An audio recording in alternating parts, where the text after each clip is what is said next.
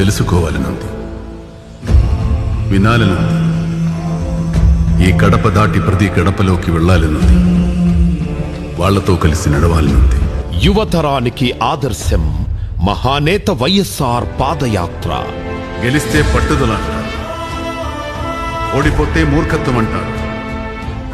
ఈ పాదయాత్ర నా మూర్ఖత్వమో పట్టుదల చరిత్రనే నిర్ణయించుకోండి.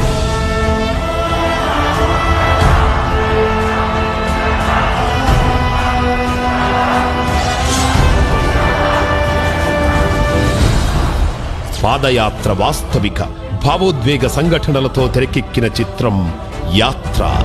రాజశేఖర, ఈసారి నా ఓటు నీకే, నీ పార్టీకి కాదు.